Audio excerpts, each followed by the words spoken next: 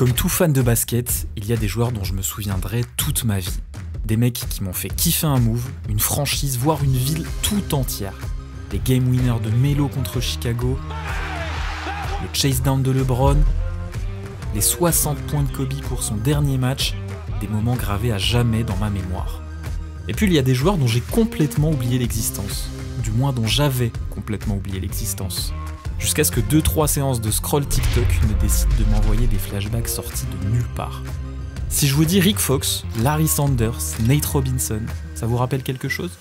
En les revoyant, je me suis posé une question. Ils deviennent quoi, tous ces gars? Parce qu'il y a une vie après le basket. Et ben en creusant un peu, je me suis rendu compte de quelque chose. Des après-carrières hyper random, bah il y en a plein. Certains ont fait des trucs très cool, d'autres sont partis dans des délires beaucoup plus chelous, mais il y a plein d'histoires super intéressantes à raconter. Du coup, je me suis dit pourquoi ne pas en faire le thème de la vidéo d'aujourd'hui, et pour ce premier épisode, je vais vous parler de 9 anciens joueurs qui ont connu une après-carrière un peu particulière. J'ai mixé un peu de tout, il y a du sportif reconverti, du businessman, du what the fuck aussi, et j'en ai même gardé sous le coude pour un potentiel deuxième épisode. Alors petit disclaimer, on n'a rien inventé, Seb le fait brillamment sur la musique par exemple, mais nous on va se concentrer uniquement sur le basket, donc si la vidéo te plaît, lâche un like et un petit commentaire, ça nous permettra de savoir si tu veux d'autres épisodes et d'être mieux référencé. Allez, assez parlé, bienvenue dans Que sont-ils devenus version NBA.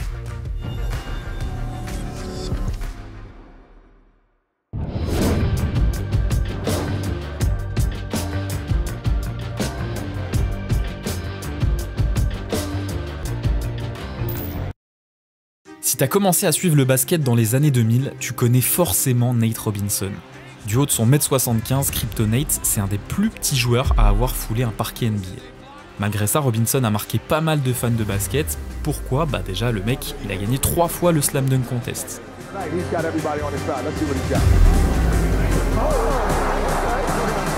Et ça, c'est pas donné à tout le monde, surtout quand tu fais moins d'1m80. Et puis que ce soit à New York, Golden State ou encore Chicago, Nate Robinson a toujours été le genre de joueur qu'on kiffe voir entrer en jeu. Explosif, imprévisible, toujours à 200%, bref, le joueur popcorn par excellence. Mais est-ce que tu sais ce qu'il est devenu? Après une dernière pige NBA aux Pelicans en 2015, Nate va d'abord voyager un peu partout.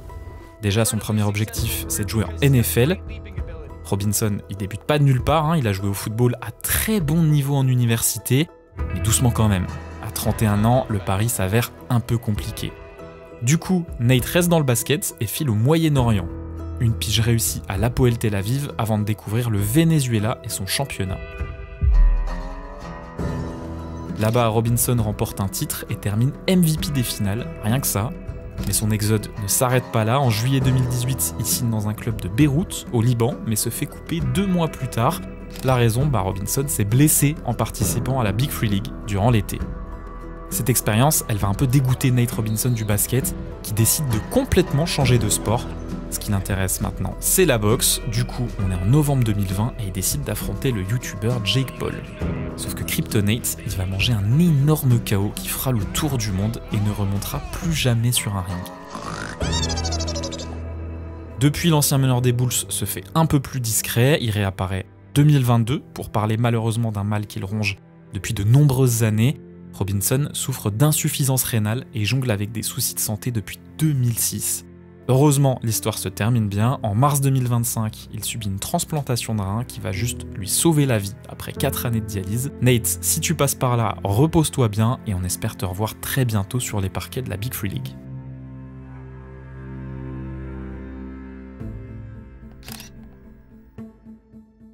Tu vois ce mec-là? Non. Je parle pas du fou furieux accusé de viol, d'agression sexuelle et de toutes sortes d'atrocités. Je te parle de lui là, du mec juste au-dessus en train de lâcher un énorme tomard. Est-ce que tu me crois si je te dis qu'une dizaine d'années après cette photo, le type en question a participé aux Jeux Olympiques et dans un sport qui n'a rien à voir avec le basket? Ouais, c'est le moment de parler de Chase Budinger. Je te raconte. Si tu te rappelles pas de lui, t'inquiète, c'est normal. On peut pas dire que le mec ait marqué la NBA de son empreinte, mais si je te rafraîchis un peu la mémoire, tu verras qu'on n'est pas non plus sur un total anonyme. En 2009, après 3 ans aux Wildcats, Chase Budinger est drafté par Détroit, puis transféré dans la foulée aux Rockets. Au total, l'ailier jouera 8 saisons en NBA. Alors ce sera jamais une star, hein, même pas un titulaire en NBA, mais il fera le taf dans la rotation de plusieurs franchises. Bref, une carrière honnête. Mais bon, le moment le plus marquant de sa carrière, ça reste cette photo avec P. Diddy dont on vient de parler. Au Dunk Contest de 2012, l'Américain se hisse jusqu'en finale et affronte Jeremy Evans. Alors, on est loin du contest le plus mémorable de tous les temps, mais ce dunk de Chase Budinger va rester dans l'histoire malgré lui. La photo va faire le tour du monde et servira de troll des années plus tard. Ouais, tu l'as forcément vu passer pendant le gros scandale autour du rappeur américain. Le reste de sa carrière sera beaucoup plus anecdotique. En 2016, il décide de quitter la NBA pour l'Europe, avant de tirer un trait définitif sur le basket la saison d'après. Pourtant, on va revoir Chase Budinger quelques années plus tard, pas n'importe où, aux Jeux Olympiques. Ah oui, il y a un truc que je vous ai pas dit sur Chase Budinger. Son premier amour, c'est pas le basket, c'est le volleyball. Son frère est pro, sa sœur est pro, et lui aussi aurait pu suivre le même chemin. Dès le lycée, Chase est un prospect aussi prometteur en basket qu'en volley. Il y a même certaines universités comme USC ou UCLA qui lui proposent de continuer les deux sports. Mais Budinger décidera finalement de se concentrer sur le basket, sans abandonner pour autant l'idée de retourner un jour à sa passion numéro 1. En 2018, il décide de tester le beach volley et enchaîne les tournois à droite à gauche, et 6 ans plus tard, c'est la consécration. L'ex-joueur NBA réussit à se qualifier pour le tournoi olympique. Et ouais, ce mec-là qui joue sous la Tour Eiffel, il jouait en NBA 10 ans plus tôt. Malgré une défaite dès les poules, Chase Budinger devient le premier athlète à participer à un match NBA et aux Jeux Olympiques dans une autre discipline. Aujourd'hui, Budinger il continue de s'éclater sur le sable. En août dernier, il a même remporté le Manhattan Beach Open, l'un des tournois les plus prestigieux au monde. De quoi rêver, pourquoi pas, d'un dernier exploit, décrocher une médaille olympique à domicile aux Jeux de Los Angeles 2028. On va maintenant parler d'un joueur qui n'a jamais mis les pieds en NBA. Pour comprendre son histoire, il faut revenir 25 ans en arrière. On est au début des années 2000 et Yao Ming change la NBA. Pas seulement grâce à son niveau, mais parce qu'il ouvre la ligue à un marché gigantesque, la Chine. 10 ans plus tard, Adam Silver rêve de répéter le même coup en Inde.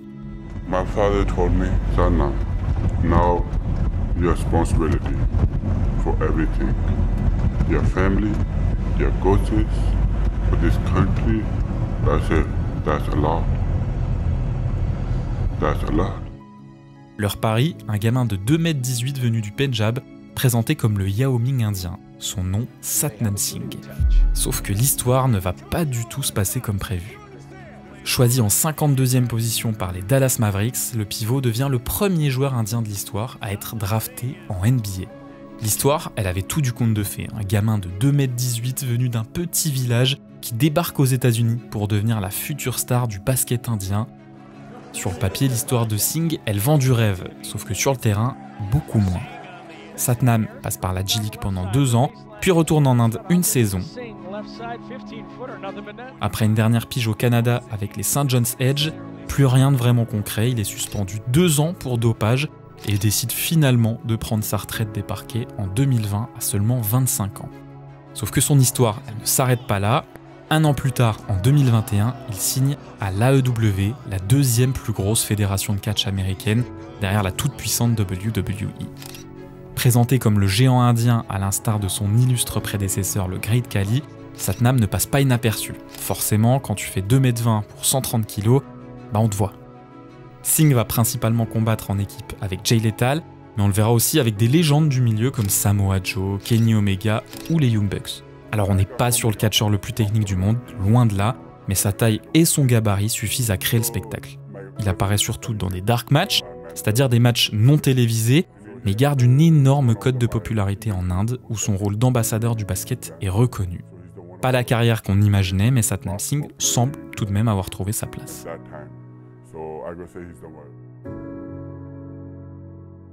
Selon toi, quel est le rapport entre Michael Jordan, Magic Johnson, LeBron James et Junior Bridgeman, un ailier un peu random des années 70? Tu sais pas? Écoute cette histoire. Bon, déjà, si t'as moins de 50 ans, pas sûr que ce nom te dise quelque chose. Pourtant, on parle pas d'un bust, loin de là. En 75, Bridgeman est drafté par les Los Angeles Lakers en 8e position. mais ne portera jamais la tunique Purple and Gold. Le jeune ailier est immédiatement envoyé à Milwaukee dans un trade un peu spécial. La contrepartie ? Un petit pivot local pas très connu, un certain Karim Abdul-Jabbar. Eh ouais, rien que ça. Le gars s'est fait échanger contre un des meilleurs joueurs de tous les temps. Ça va pas empêcher Junior Bridgeman de faire une belle carrière de 12 saisons, dont 10 à Milwaukee. Il prend sa retraite en 1988 et voit même son numéro 2 retiré par les Bucks. Que la vraie vie de Junior Bridgeman, elle commence à ce moment précis. Déjà pendant sa carrière, le mec suit pas mal de formations pendant les off-season, dont une sur le business model de la franchise Wendy's. Alors en France, c'est pas le fast-food le plus connu, mais pour info, on est sur la 3e plus grosse chaîne de restauration rapide au monde, derrière McDo et Subway. Bridgeman est très intéressé par le business model et décide d'investir une partie de ce qu'il a gagné en NBA dans les franchises Wendy's. Il faut bien se rendre compte de ce que fait Bridgeman de Wendy's. On parle pas de racheter le petit snack en bas de la rue là, il transforme son investissement en un empire. En 30 ans, Bridgeman devient propriétaire de plus de 450 restaurants et transforme les 350 000 $ investis en une fortune. Il revend l'intégralité en 2016 pour plus de 250 millions $. C'est 100 fois plus que ses gains de basketteur en NBA. C'est tout bonnement gigantesque. Et la belle histoire aurait pu s'arrêter là, une success story à l'américaine, une retraite dorée pour notre Junior Bridgeman national. Et bah pas du tout. Bridgeman décide de réinvestir ses centaines de millions dans un nouveau business, celui des bouteilles. Alors pour te la faire courte, il rachète une entreprise d'embouteillage et devient le fournisseur et distributeur de Coca-Cola Company. En quasi-monopole, Bridgeman amasse des millions aux États-Unis et reprend les activités similaires au Canada, et là, les chiffres explosent. À côté, son succès avec Wendy's, il est dérisoire. En seulement 9 ans, la fortune de l'ancien Buck atteint 1,4 milliard $. C'est simple, il n'y a que 4 basketteurs à être milliardaires, lui, Michael Jordan, Magic et LeBron. Et le seul qui possède une fortune plus élevée, c'est MJ. Même au-delà du sport, on parle d'un Afro-Américain milliardaire, il n'y en a que 14 actuellement aux États-Unis. On est probablement sur le meilleur investisseur de l'histoire du basket. On peut parler de MJ, mais lui avait une vraie aura, un réel produit à vendre lié à sa carrière. Bridgeman, il est quasiment parti de rien. Et si je voulais parler de lui aujourd'hui, c'est aussi pour lui rendre hommage. Junior Bridgeman est décédé en mars dernier. Plus qu'un businessman brillant, Junior Bridgeman, c'était aussi un pionnier. Issu d'un milieu modeste, il a montré la voie à des générations d'athlètes afro-américains, propriétaire de magazines Culture Afro, actionnaire des Bucks, investisseur dans la Basketball Africa League. Il a toujours eu cette volonté d'ouvrir des portes. Il intervenait même régulièrement auprès des jeunes joueurs NBA pour faire de la prévention et éviter que certains finissent ruinés ou escroqués. Bref, un grand homme qui méritait son heure de gloire sur cette chaîne. Bon, le prochain, tu le connais forcément. On va parler de Rick Fox, un bon ailier des années 90-2000, peut-être le plus beau smile de la ligue, mais aussi et surtout le role player parfait des Lakers de Kobe et Shaq. On est sur une belle carrière NBA avec 3 bagues, mais tu vas voir que son après-carrière est tout aussi intéressante. Bon, déjà Rick Fox comprend très rapidement qu'il y a une vie après la carrière sportive. Pendant ses années de basketteur, le Laker se lance dans l'acting, on l'aperçoit dans quelques films, surtout dans des petits rôles, puis dans des séries un peu plus connues comme Ugly Betty ou encore Oz, où il joue cette fois un personnage récurrent. Mais en 2015, soit une dizaine d'années après sa retraite, Rick Fox se lance dans un business bien moins conventionnel. Tous les jours, son fils de 15 ans lui parle d'un truc un peu mystique, l'e-sport. Alors oui, je sais, en 2025, tu vois pas ce qu'il y a de mystique dans l'e-sport, mais replonge-toi il y a une dizaine d'années. L'e-sport, ça existe déjà, mais c'est pas aussi développé que maintenant, et surtout, ça fait pas autant de bruit. Ça reste quelque chose de niche, suivi par des puristes. On est loin du domaine mainstream que l'e-sport est en train de devenir. Donc au début, comme tous les darons, Rick il va pas prendre le truc au sérieux. Sauf que son fils insiste, force et pousse Rick Fox à mettre le nez dedans. Il découvre que l'e-sport est bien plus grand qu'il ne le pensait, mais il remarque surtout l'énorme potentiel financier et attractif autour de ce business. Du coup, le patriarche décide de racheter Gravity Gaming, une équipe e-sport, et la rebaptise EcoFox. À ce moment-là, Gravity Gaming évolue en LCS, qui est le niveau le plus haut aux États-Unis. Pour te donner un titre de comparaison, alors c'est pas exactement la même chose, mais on va dire que les Worlds, c'est la Ligue des Champions, et LCS, c'est la Première Ligue. Sous sa nouvelle identité, Echo Fox devient rapidement une des structures les plus visibles de la scène nord-américaine, League of Legends, mais aussi Counter-Strike, Call of Duty, Street Fighter ou encore Smash Bros. Bref, l'organisation prend de l'ampleur, attire des sponsors majeurs comme Asus ou les New York Yankees, et Rick Fox devient un des visages officiels de l'e-sport aux États-Unis. Mais comme souvent dans le business, tout n'est pas rose. En 2019, Echo Fox s'effondre complètement suite à de gros conflits internes, notamment avec un investisseur accusé de propos racistes. Face au refus de ce dernier de quitter la structure, c'est Fox qui décide de claquer la porte. L'organisation, elle, disparaît peu de temps après. Aujourd'hui, Rick Fox continue de jongler entre petits rôles à Hollywood, conférences et nouveaux projets business. Bref, une vie sympa quoi. J'ai encore 4 histoires à te raconter avant de terminer cette vidéo, mais si le concept te plaît, je te laisse liker, commenter et partager. Ça te coûte rien, mais ça nous permet d'être mieux référencés et de vous proposer du contenu de qualité. Allez, je t'embête pas plus longtemps, on passe à la dernière catégorie, les après-carrières un peu what the fuck. Et on commence par Cliff Robinson, un joueur bien connu de la génération Jordan. All-Star en 1994, 6e homme de l'année en 93, un ailier fort qui a fait les beaux jours de Portland et de Phoenix, sauf qu'après sa carrière, Cliff va se lancer dans le business de la weed. Bon, si tu connais un minimum le bonhomme, c'est pas hyper étonnant. Déjà pendant sa carrière, il a eu quelques différends avec David Stern et la NBA concernant l'usage de marijuana. En février 2001, il est arrêté pour possession de stupéfiants et conduite sous influence de drogue, mais la NBA ne va le suspendre qu'un match. 4 ans plus tard, rebelote, 5 matchs de suspension en février 2005, puis en avril 2006 pour avoir violé le protocole antidrogue de la Ligue. Il faut dire qu'Uncle Cliffy entretient une longue histoire d'amour avec Marie-Jeanne, il fume depuis qu'il a 15 ans et répète à qui veut l'entendre les vertus thérapeutiques de la fumette sur un corps meurtri par près de 1400 matchs de saison régulière. Well, you know, Ken, I think I was always an advocate for cannabis, calm my stomach, you know, calm my nerves a little bit. So, you know, from that standpoint, I see a lot of positive. Et plutôt que d'en avoir honte, Cliff Robinson va faire de la marijuana son cheval de bataille. En 2016, celui qu'on surnomme Uncle Cliffy fonde sa propre marque et devient l'un des premiers sportifs américains à s'investir ouvertement dans l'industrie du cannabis légal. Interviews, conférences, lobbying, Robinson se bat pour que la marijuana soit reconnue comme un outil médical légitime, en particulier pour les athlètes. En 2025, peut-être que ça te choque pas, hein, New York c'est devenu un gigantesque coffee shop à ciel ouvert. Et des dizaines de joueurs comme Kevin Durant avouent en consommer régulièrement. So what did you tell Adam? How did you persuade him? Well, he smelled it when I walked in, so I didn't really have to say much, you know what I'm saying? He kind of understood where this was going, and then, I mean, it's the NBA, man. Everybody is like, everybody does it, to be honest. It's like wine at this point. Mais à l'époque, c'est quand même quelque chose d'ultra marginal. Robinson, c'est un pionnier dans ce combat, et c'est en grande partie grâce à lui si depuis 2023, la marijuana ne fait plus partie des produits listés par la police anti-drogue de la NBA.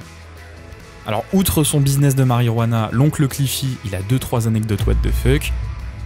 Par exemple, il a participé à la 28e saison de l'émission Survivor. Si tu connais pas, c'est le Koh-Lanta américain, en gros.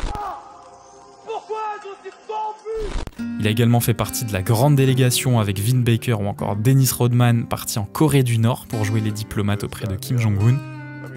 Alors Dennis Rodman, on en reparlera un peu plus tard dans cette vidéo. Mais bref, Cliff Robinson, c'est une sacrée après-carrière qui termine malheureusement tragiquement puisqu'il décède d'un lymphome en 2020 à seulement 53 ans. Je vais maintenant te parler d'un joueur des années 90. Un top 3 de draft qui a fièrement porté le numéro 23 quasiment toute sa carrière. Et non, pas lui. Je vais te parler de Wayman Tisdale. Plus sérieusement, Tisdale, c'est un bon joueur des années 80-90. Une quinzaine de points de moyenne, plus de 800 matchs en NBA en 12 saisons. C'est du très propre, sauf que le basket, c'est pas sa passion à Wayman. Alors pas du tout. Sa vraie passion, c'est la musique. Et ça, il le doit en grande partie à sa famille. Son père, pasteur pendant une vingtaine d'années à Tulsa, élève le petit Wayman dans les chants gospel. Tisdale baigne dans cette tradition avant même de toucher un ballon et tombe très vite amoureux de la basse. Lorsqu'il est recruté par l'université d'Oklahoma pour le basket, le coach Billy Tubbs est même obligé de déplacer l'entraînement du dimanche matin pour que Wayman puisse continuer à jouer à l'église de son père. Pourtant, Tisdale a un talent fou pour le basket, le gars est 3 fois All-Américaine, drafté en numéro 2 en 85, juste derrière Patrick Ewing, et alignera quand même 12 saisons NBA solides. Mais c'est à sa retraite en 97 que sa vie change vraiment. Teasdale revient à son premier amour et lance sa carrière de jazzman. Il sort son premier album, Power Forward, en 95, en clin d'œil à sa carrière de joueur NBA, puis il enchaîne avec des disques de smooth jazz comme In the Zone, qui atteint le top 10 du Billboard Jazz, puis Face to Face en 2001, qui grimpe à la première place du classement contemporain. Je sais pas si on se rend compte, c'est pas seulement un mec riche qui se lance dans la musique pour le délire comme ont pu le faire pas mal de basketteurs. Teasdale devient une référence dans le monde du jazz.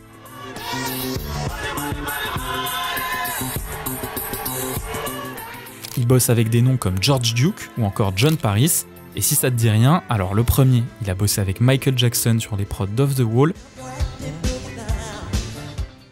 et le second est devenu guitariste du groupe Earth, Wind & Fire. Un petit pédigré bien sympa. Bref, une carrière musicale plus qu'honorable qui lui permettra même en 2002 d'intégrer l'Oklahoma Jazz Hall of Fame, à défaut d'avoir intégré celui de la NBA. Malheureusement, lui aussi décède d'un cancer en 2009 à seulement 44 ans, au moment même où sa carrière de musicien grimpait en flèche. The way I would like to be remembered that I was just happy, and whenever I smiled at somebody, it made them happy. I just like to make people happy. Bon, si je te disais maintenant qu'un double champion NBA, pas passé si loin de devenir président des États-Unis. On le sait, au pays de l'oncle Sam, voir des célébrités s'engager politiquement, presque une tradition. On a des acteurs devenus gouverneurs, des catcheurs devenus sénateurs, bref, rien de choquant là-bas. En France, on a plus de mal à imaginer un Tony Parker ou Boris Dio se présenter aux législatives, mais aux États-Unis, c'est une journée classique au bureau. Et ben en NBA, le plus bel exemple, c'est sûrement Bill Bradley. Le mec, c'est la définition du genre idéal américain. Brillant à l'école, brillant sur le terrain. Sur le parquet, on parle d'un MVP NCAA médaillé d'or au JO de 1964. Et ce, avant même de poser un pied en NBA. En dehors, le garçon, c'est une tête, au point de décrocher une prestigieuse bourse à l'université d'Oxford. Alors après une pige en Italie, Bill débarque finalement aux New York Knicks en 1967. Très vite, il est catalogué comme un joueur intelligent, sauf que Bradley, il voit plus grand. Son plan à la base, il est simple, faire seulement 4 saisons en NBA avant de se lancer en politique.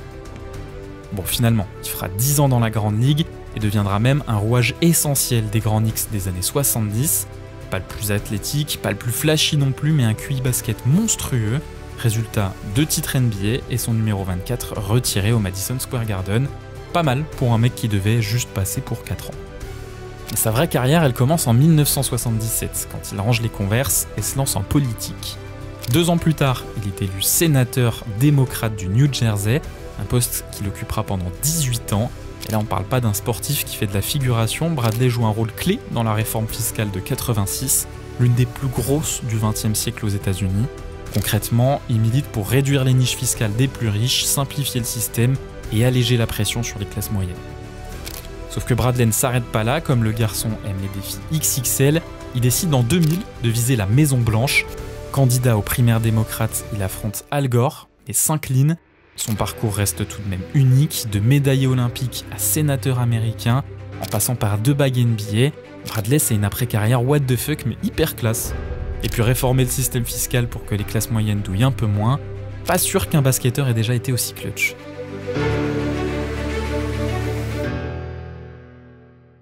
Ah, on vous a gardé le meilleur pour la fin. Que serait une vidéo sur les après-carrières les plus dingues, sans mentionner Dennis Rodman?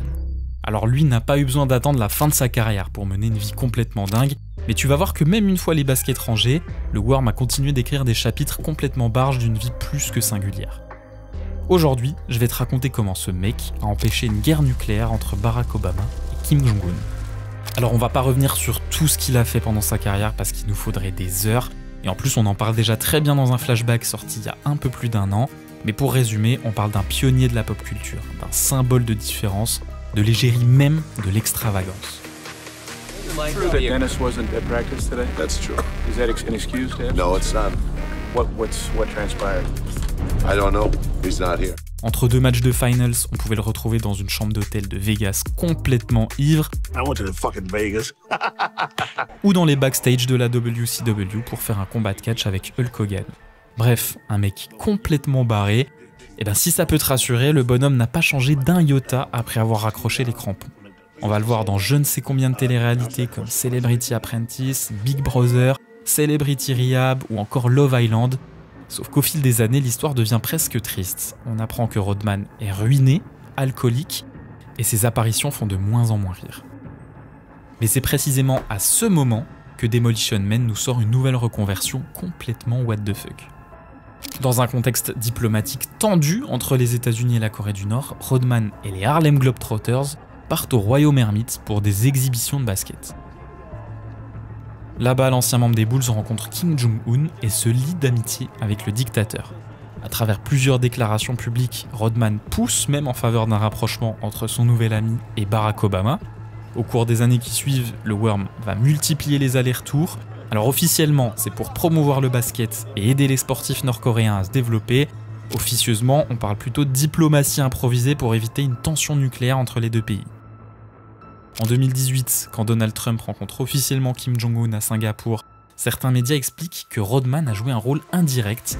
Alors est-ce que Rodman a vraiment empêché une guerre nucléaire? Difficile à dire, mais dans un monde où chaque détail compte, son rôle de pote excentrique a peut-être eu un peu plus d'impact qu'on veut bien l'admettre. De nombreuses théories voient même le jour sur cette histoire. Pour certains, Dennis Rodman serait en réalité un agent infiltré de la CIA, envoyé sous couverture de clown médiatique pour créer un canal diplomatique entre Washington et Pyongyang. Vrai, faux, personne ne saura jamais, mais reconnaît que l'image est incroyable. L'homme qui faisait des plongeons pour sauver des ballons perdus en NBA sauverait maintenant la planète d'un affrontement nucléaire. Aujourd'hui, Rodman, ça reste Rodman, toujours aussi imprévisible, toujours à la limite entre le génie et le chaos.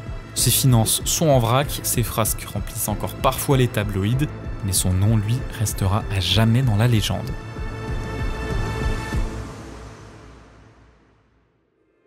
Bon, je crois qu'on a fait le tour, du moins pour aujourd'hui, parce qu'en réalité, des histoires comme ça, il y en a des centaines.